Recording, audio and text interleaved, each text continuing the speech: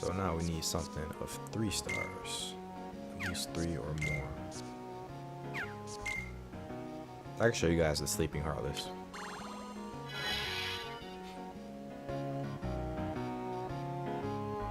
This is how the rooms typically look. They're gonna be small like this.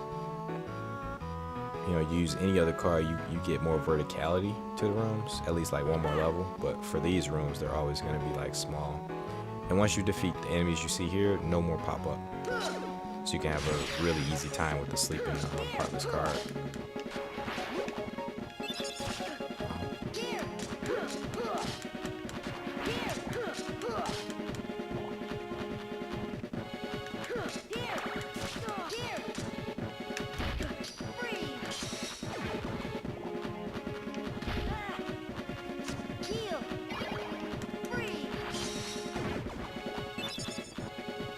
Another Tranquil Darkness. So I'm going to take them out first.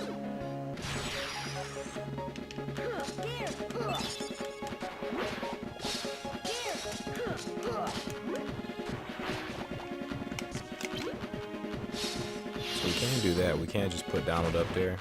If we have weaker cards here, we can use these to do a combo.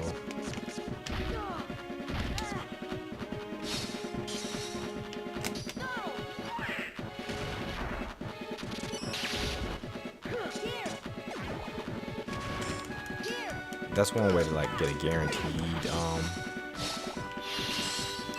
like win a card battle. Like you see how weak Goofy is? We can just do this and get a guaranteed win.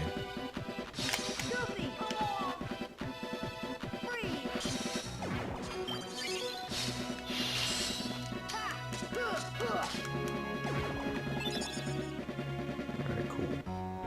And last but not least, this guy.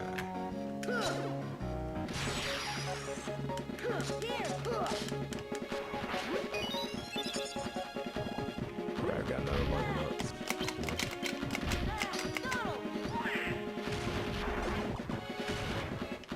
I really don't like that Donald so random.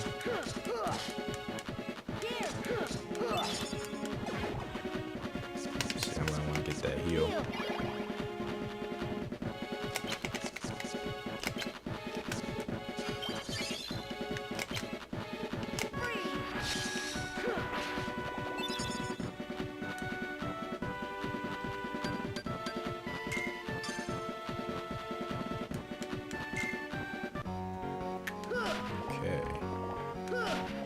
Okay, so let's see what the first key of beginnings will get us.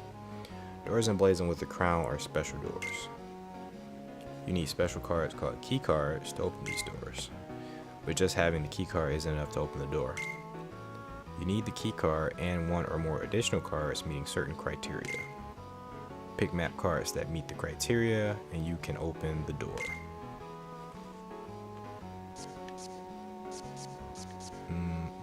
So we just need one that's greater than 1. I kind of like Feeble Darkness, so I'm going to do Tranquil. And we'll get our first cutscene here.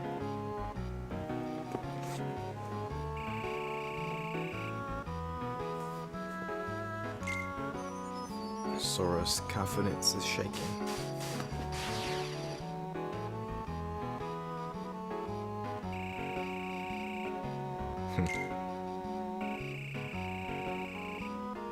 Yeah, where did they come from? Ooh, Sora's gotten rusty. I wonder how long this is taking place after Kingdom Hearts 1.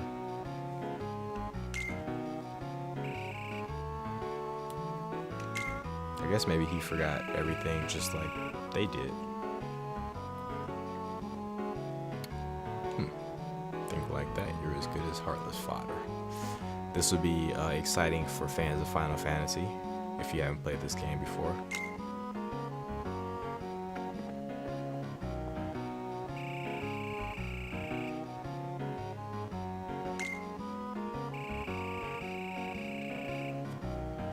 So Leon has no clue about the castle. No clue about Sora either. Dun dun dun.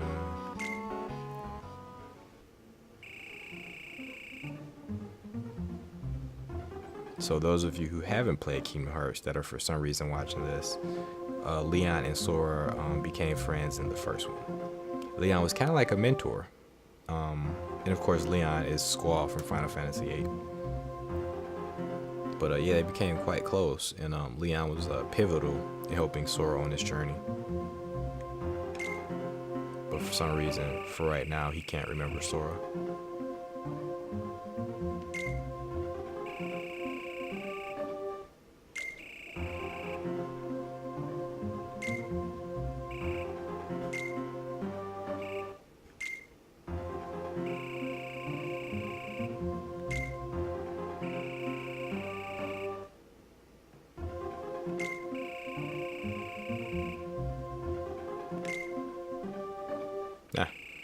He doesn't remember him, but he knows his name. So either he's messing with us or something really funny's going on.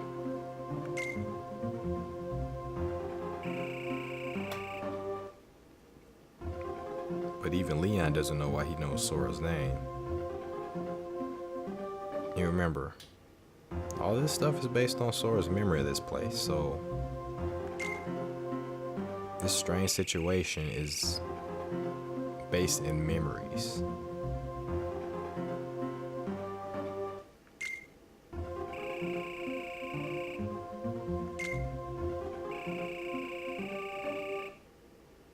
He even knows them. At least their names.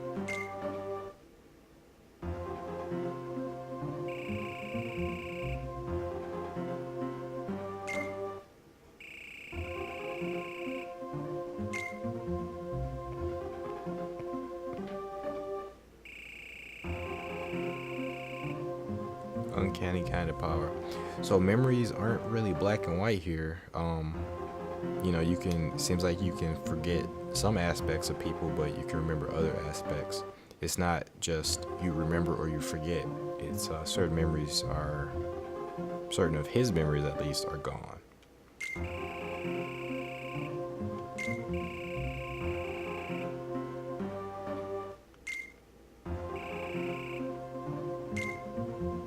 And Yuffie was, of course, a part of Squall's group in Kingdom Hearts 1, as well as Aerith, and I believe Sid was also part of their group.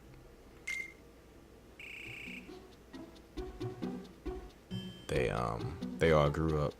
I believe they came from Hollow Bastion and ended up in Traverse Town somehow. I forget the specifics of it.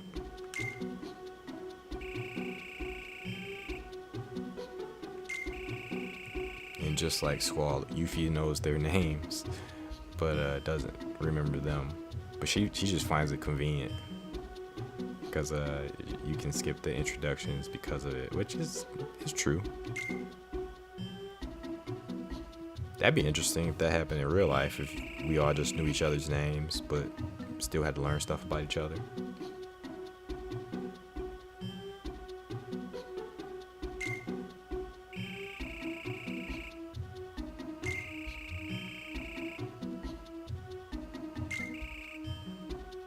Grand Tour. I really like the pixel art for this game. It's really good. It's kind of detailed, like really detailed.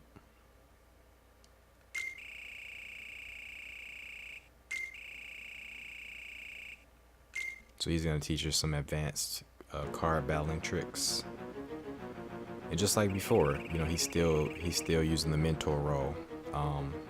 So I guess he can't help himself really, because that's, you know, he was a mentor to him before, and even though he forgot his memories, he's still, you know, just I guess in this game is called heart.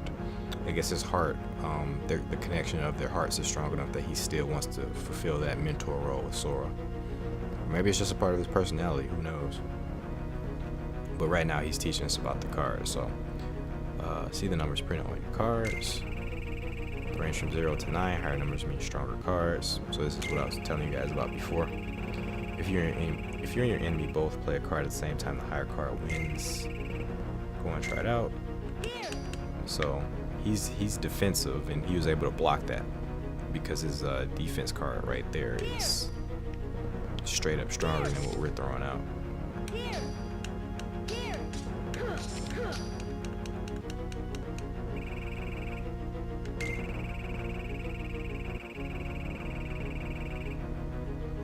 Playing a card higher than your opponents and breaking through the defenses is called a card break. Playing a lower card results in your attack being deflected. Even powerful cards can be deflected if the enemy's card is higher. So there's another strategic component to the combat when it comes to countering, deflecting, things like that. And yeah, you are left wide open, as you saw when I was trying to hit him.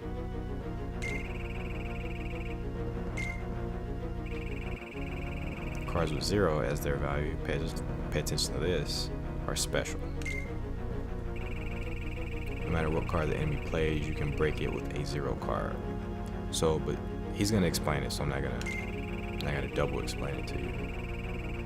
Okay, so this is the important part with those 0 cards, but you have to wait until after the enemy plays their card. So you have to wait till their attack kind of goes through, like the beginning of it, and then you want to play that 0.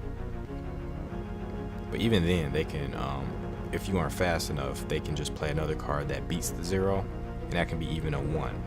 So 0 cards are very situational, I would say, but they can be really good. If you got a deck full of them and your time is really good, they can come through clutch. If you play the 0 card too soon, the enemy can break it with any card they play. So that one, like a straight up counter card.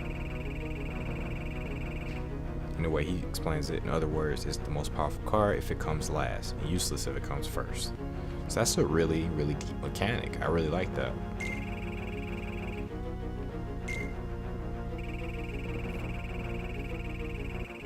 Card values also affect the cost of assembling a deck. Keep that in mind. So I kind of referenced that a little bit earlier.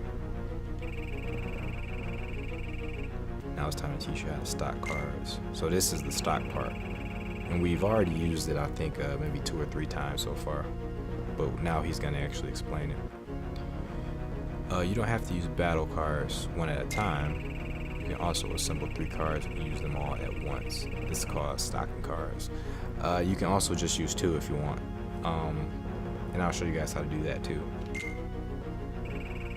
Stocking cards and using them in 3s is much stronger than using cards individually. Go and give it a try. Stock any 3 cards in your deck. Remember, you need 3 cards or it won't work. Now you can do 2. Okay, they won't let me shuffle a deck. The way you would do 2 is you would go over to the reload icon. You would just press the stock button there. You would press the L and R there, and you just do a 2-card combo. But since this is training, we have to do what he wants us to do. Some of your 3 stock cards becomes the value you play. So in this case, it would be 16, as they show in the upper right hand corner of that of the 3 cards. The value is usually high and hard to break, and the combo attack deals a lot of damage. When they say a lot of damage, I don't know if it's the accumulation of the damage or if it does even more than that or less. They don't really go into specifics about that. Alright, I didn't get any slights, so he's just gonna do a basic 3-card combo. Combo attacks aren't the only benefit of stocking cards. He's probably gonna teach us about slights right here. Choose your cards carefully, and you can unleash a special ability. You can unleash special abilities called slights. Slights come in all varieties, and each has its own unique card combination. You should try it out once you've collected more cards and learned a sleight or 2. But keep one thing in mind. Every time you use a sleight, you lose the first card you picked for the sleight. You can't reload it. The lost card won't return until the end of the battle. So that's another tactical consideration here. I kind of like that it adds a little bit of a kind of risk-reward element to it, but at the same time, it feels a little bit extra. Like, it feels like they didn't need to add that aspect to it. But it does limit you, so you aren't just spamming spamming those combos, so I understand the reason for it. Relying only on slice will cause your cards to run out. That means trouble. Very true. Think you've got the hang of it, Sora? Yeah, more or less. That's so true though. I'll pick up the rest when I fight some real battles. His attitude is like similar to me when I first played this game. Because one thing about me is I don't really care too much about the Kingdom Hearts story, to be completely honest with you. So when I played it, I was just mindlessly playing an action card game, looking at cool characters and stuff. So when he was explaining the battle stuff to me, you know, same thing. I just remember the basics and learn the rest later.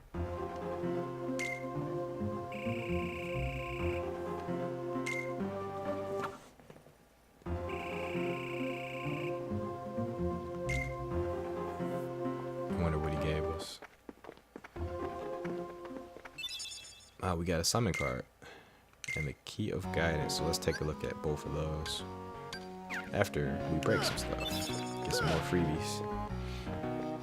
So one cool thing, what I'll do right quick, show you guys, is the fact that this stuff comes back. This stuff replenishes, so you can easily farm as early as here. You can farm all types of interesting stuff.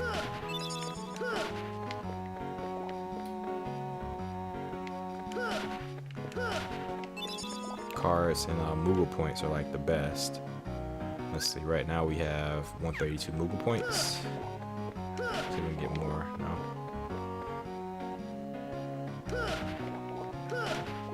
Okay, so we have 132. Let's see what that raises to. 182, so I was right before. Each of those Moogle orbs gives you 10 points, and there were 5 altogether. Okay, let's take a look at the cards we got.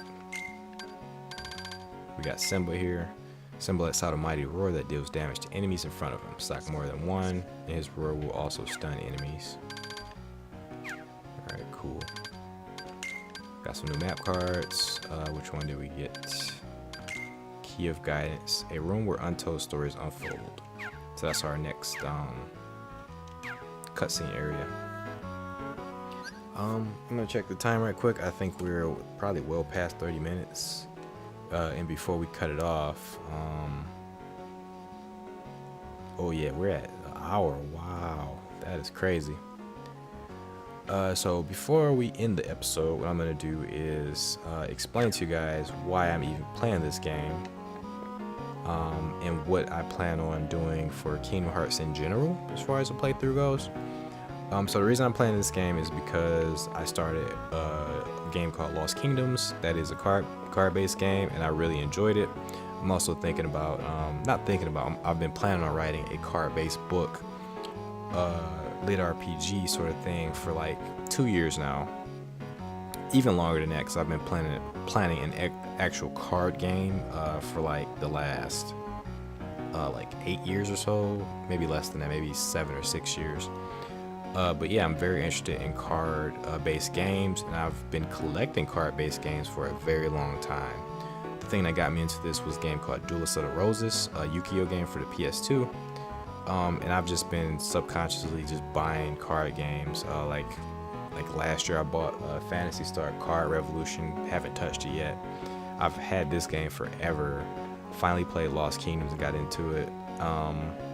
And I got like a Yu-Gi-Oh game and some other card-based games too. I still got Duelist of the Roses. I'm thinking about doing a playthrough of that too. Anyway, for this game here, I'm playing it because the art is fantastic. It is a fun-ass game, and I just want to play it. I just really wanted to play this game in particular. But I have been planning some Kingdom Hearts content for the channel too. I do have the Kingdom Hearts HD collection for the PS4, so I do plan on starting from the very first game, working my way up to number 3. I haven't bought number 3 yet. I'm going to eventually get number 3, but I told myself I will only play number 3 after I play the previous titles in that collection. So I'm going to do Kingdom Hearts 1 HD, Kingdom Hearts 2 HD, but also rechain a memory. So I'm going to play this game all over again in full 3D. But for this, I just wanted to play it on its own terms as it was originally designed, and enjoy the pixel art.